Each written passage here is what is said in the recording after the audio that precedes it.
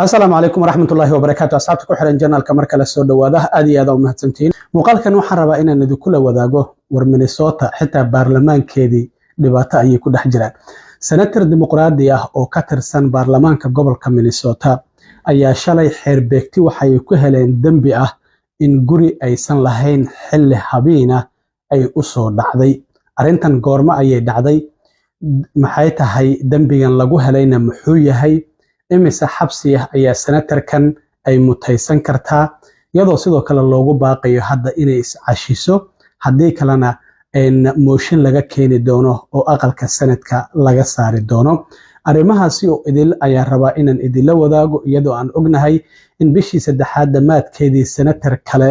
oo ka tirsan baarlamaanka gobolka Minnesota isagana uu iscasilay kadib markii ay boolisku qabteen isagoo gabar yar oo aan qaan gaarin doonaya inuu galmo la sameeyo oo ballansanaya arrimahaasi oo idil ayaan rabaa inaan idila wadaago balse marka hore soo dhawaad sheekada xildhibaanadan ka tirsan baarlamaanka gobolka Minnesota gaar ahaan aqalka sanadka waxay soo bilaabatay bishii afraad ee Abriil dhammaadkeedii sanadkii 2024 ee tagay marka waxa la sugayay ilaa kalfadhiga baarlamaanka uu ka xirmayo inta ay dacwadeeda bilaabanayso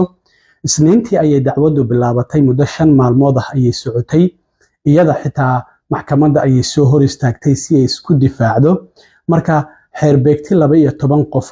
ayaa shalay dambigii lagu soo eedeeyay ku helay kadib markii muddo 3 saacadood oo kaliya kiiska ay gacanta ay ku hayeen haddaba kiiskan muxuu yahay marka senataradan ka tirsan baarlamaanka gobolka Minnesota lagu haysto senataradan waxa la yiraahdaa Nicole Mitchell waxa laga soo doortaa Woodbury waana markeedii ugu horeysay sanadkan oo aqalka sanadka ay soo gasho waxa lagu haysto waxay tahay marka in guri aysan lahayn ay u soo dhacday 22kii Abriil bishii afraad sanadkii 2024 gurigan waxa lahaa aabaheed oo horay u dhintay iyo eedadeed uu qabay laakiin hadda wali nool marka waxa ay sheegtay iyadoo markii boolisku ay isla habeenkaasi qabteen in alaab uu aabaheed lahaa oo eedadeed ay u diiday ay u timid guriga inay ka qaadato laakiin xilliga ay u soo dhacday iyo masaafada ay u soo drive gareysay oo gaariga ay u soo kaxaysay ayaa waxay tahay kaaf iyo kala dheeri iyadoo waxay degan tahay Woodbury halka ay tibina waa Detroit Lakes waxay isku jiraan 200 ilaa iyo 210 mayl ay isku jiraan 3 saac iyo bar ilaa ku dhawaad 4 saacadood ayaa loo kala drive gareeyaa kowdii saqda dhexe ayay ka soo tagtay gurigeeda waxayna labadeeda canug uga soo tagtay ninka ay hadda qabay waxayna soo drive gareysay muddo 3 saac ama 4 saac ku dhow oo waxay timid Detroit Lakes 10 saac iyo bar habeenimo waa xilliga ay guriga u dhaceysay ee eedadeed iska lahayd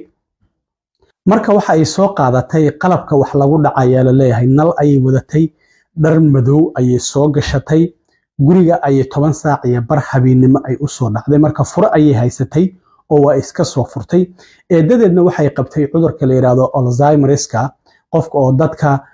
inta badan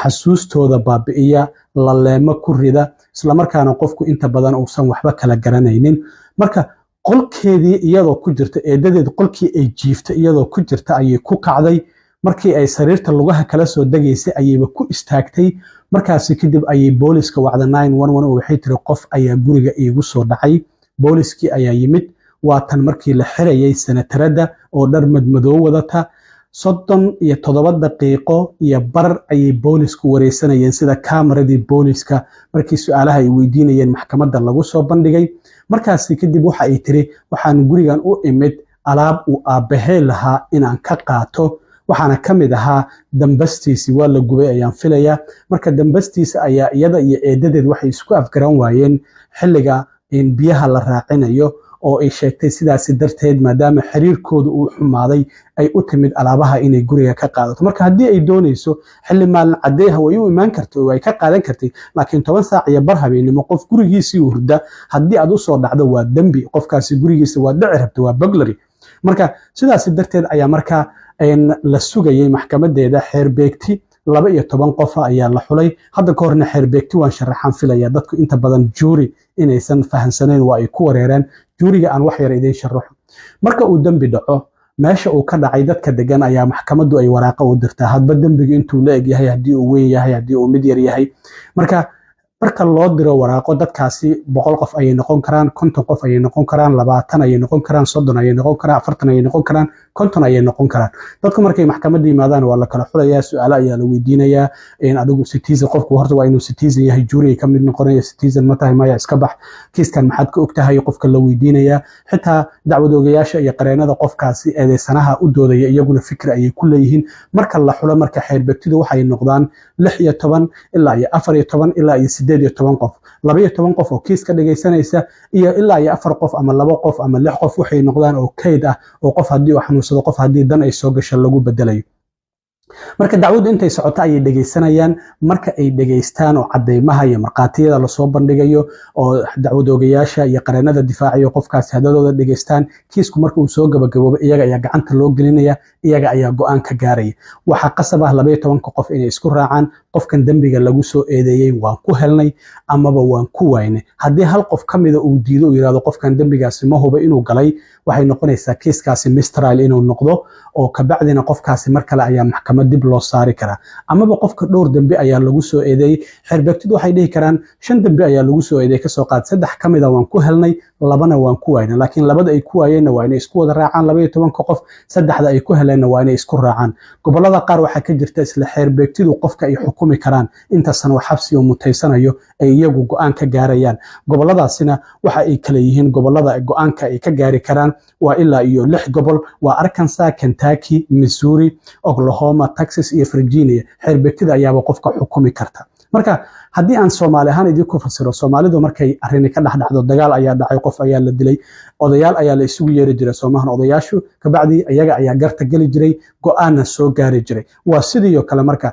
dacwadda ay xeerbegtidan dhageysanayaan waa odayaashii camal. markii ay dhageystaan kadib wax kasta ay ogaadaan, iyaga ayaa kiiska loo dhiibaya, iyaga ayaa dhahaya qofkan dembi ma lahan ama dembi ayuu leeyahay. laakiin waa inay isku raacaan marka ay leeyihiin 12 qof dembi waa leeyahay, amaba waa inay isku raacaan marka ay leeyihiin qofkan dembi ma lahan. marka xeerbegtidu waa sidaas.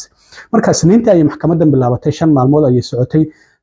senatarada iyada Khamiistii ayaa maxkamadda lasoo hor istaajiyey, muddo 5 saacadood ka badan ayaa su'aalo la weydiinayay. hadalkeedii waa ay bedeshay. habeenkii boolisku ay qabteen waxay tiri Soomahan alaab ayaan u soo doontay aabahay oo iska lahaa guriga eedaday. marka maxkamadda Khamiistii waxay sheegtay in maadaama eedadeed ay xanuunsaneed oo cudurkan Alzheimerska ay qabtay ay u timid bal inay ogaato xaaladeeda, depression ayay qabtay, alcoholic ayay ahayd, qamriga ayay aad u cabi jirtay. marka waxay tiri bal waxaan u imid inaan xaaladeeda soo fiiriyo. marka xilligaas 10 saac iyo bar habeenimo aad leedahay qof ayaan xaaladiisii soo fiirinaya sida uu yahay, arrintaasina sidoo kale shaki ayay keeni kartaa. marka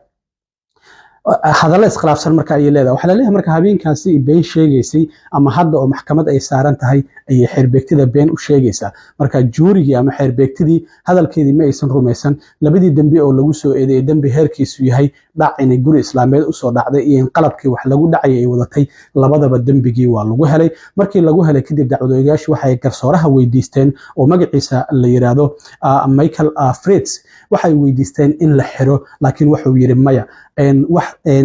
qatar ku maahan wadanka inay ka cararto ama gobolka Minnesota ay ka cararto senataradan. sidaa darteed intii ay maxkamadda sugaysayba maxkamadda amradeeda way u hogaansatay, sidaa darteed lama xirayo oo waa la fasaxay. laakiin xukunkeeda waa uu dhiman yahay, xilliga la xukumayo weli lama shaacin. xukunkeedu muxuu noqon karaa marka? waxa uu noqon karaa in muddo 6 bilood la xiro maadaama hore aysan wax dembiga u soo gelin, mas'uul ka tirsan baarlamaanka gobolka ay ahayd, iyo in dembiga koobaad oo ah dhac heerkiisu yahay midka koobaad 20 sano oo xabsiya ayaa sharciga Minnesota u degsan, amaba sidoo kalena 3 sano oo dheeraad ah oo ah qalabkii wax lagu dhacay inay wadatay. marka looma malaynayo intaasoo sano in la xiri doono, amaba xitaa wax xabsiya ma mutaysan karto oo probation ayaa lagu xukumi karaa. marka hadda waxaa soo baxaya inay iscashiso oo xitaa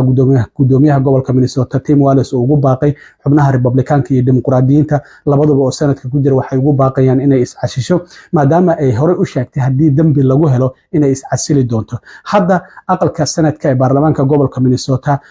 dimuqraadiyiinta ayaa 1 xubnood ka sareeya Republikaanka, 34 ayay dimuqraadiyiintu haystaan, 33 waxaa haysta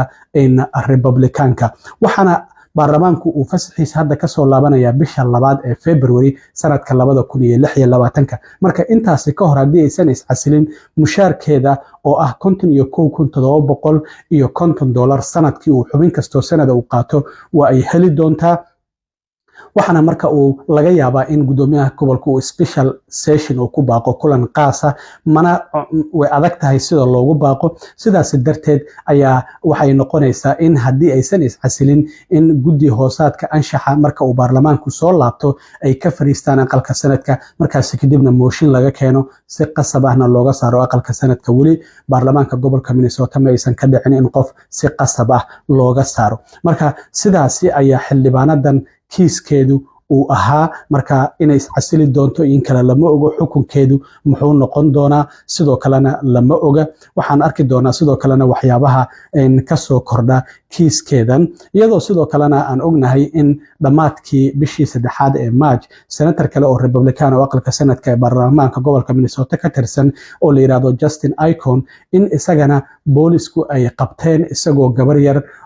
internetka ka shukaansanayo oo doonaya inuu galmo la sameeyo arintaasina waa dambi boolis ayaa waxay iska dhigayeen in qofkii dumarka ay yihiin marka boolis ayuu la hadlayay meeshii lagu ballamiyay markii uu yimid ayaa la qabtay markii la xiray kadib oo dacwada federaal lagu soo ogeeyna waa isagii iscasilay marka waa xubintii labaad oo ka tirsan aqalka sanadka ee baarlamaanka gobolka Minnesota oo fadeexadan lagu helayo shacab fara badan oo Minnesota ayaa hadda musuqmaasuq lagu haystaa laakiin dhinacii baarlamaankana fadeexadan ayaa ka taagan in senator oo gabar yar oo aan qaan gaarin isku dayin galmo la sameeyo isagoo ballansanaya boolisku ay gacanta ay ku dhigeen senator Justin Icon walow markii dambe uu iscasilay dacwadihiisana weli ay socdaan haddana senataradan la yiraahdo Nicole Mitchell waa tan dambigan dhaca ah lagu helay iyadana sidoo kalena xukunkeeda waa la sugayaa ma 23 sano noqon doona ma ka yar noqon doona ma 6 bilood ayuu noqon doona iyadana waan arki doonaa aad iyo aad u mahadsan